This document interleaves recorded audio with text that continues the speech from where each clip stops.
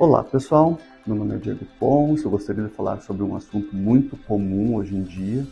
que é a presença de terceiros molares, erupcionados ou não, e principalmente da questão desses terceiros molares inclusos. Os terceiros molares, que são chamados de sisos,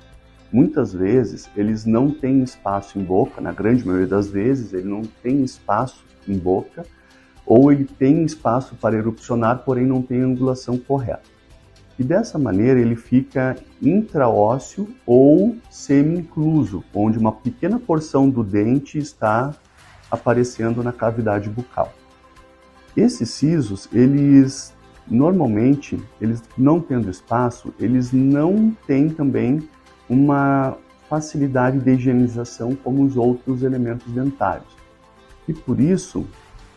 eles são muitas vezes o meio por onde processos inflamatórios e infecciosos acometem o paciente.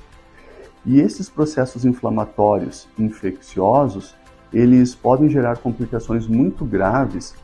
para a questão sistêmica do próprio paciente, onde o paciente pode desenvolver doenças graves, como endocardites bacterianas, lesões em válvulas, em músculo cardíaco, lesões em mediastino, perdas de função renal ou complicações renais e hepáticas, até mesmo situações onde o paciente pode desenvolver trombos e, devido a esses trombos, um AVC ou um infarto agudo do miocárdio por obstrução mecânica das coronárias. Esses terceiros molares ou outro elemento dentário que esteja semi-incluso ou incluso, ele pode acometer o tecido local, gerando complicações locais, como pequenas lesões em dentes vizinhos, que remetem à necessidade de extração desses dentes vizinhos junto com o terceiro molar ou com o dente incluso. E também eles acometem a região do tecido ao redor, de maneira que haja, às vezes, um processo inflamatório onde o paciente sinta bastante dor, desconforto. E isso é uma situação bem desagradável a longo prazo para o paciente. Os terceiros molares, principalmente os terceiros molares, por não haver espaço ou pela inclinação dele ser bem desfavorável à erupção e à manutenção desses sisos na cavidade bucal sob função, muitas vezes eles acabam gerando patologias. E por isso, há uma pergunta muito frequente que é: eu deveria remover os sisos ou não? Então, muitas lesões elas são assintomáticas e quando elas começam a sentir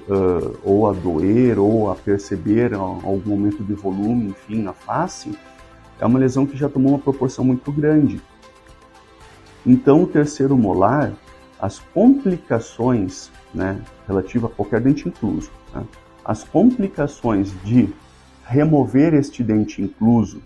ou criar um processo que esse dente venha para a cavidade bucal e exerça sua função na região mastigatória, essas complicações são menores do que as complicações que podem acontecer deste dente ficar lá quietinho e um dia, de repente, o paciente com seus 50, 60, 70 anos de idade,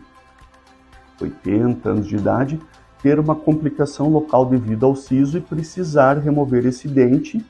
numa etapa da vida que ele já tem outras complicações sistêmicas que podem ser muito graves e que possam gerar risco de vida a ele. Então o dente pode gerar risco de vida a esse paciente. E existe eventualmente um ou outro caso em que o paciente não pode fazer o procedimento cirúrgico porque se operar o paciente acaba indo a óbito ou tendo complicações muito graves, devido à sua situação sistêmica agravada ao longo da vida.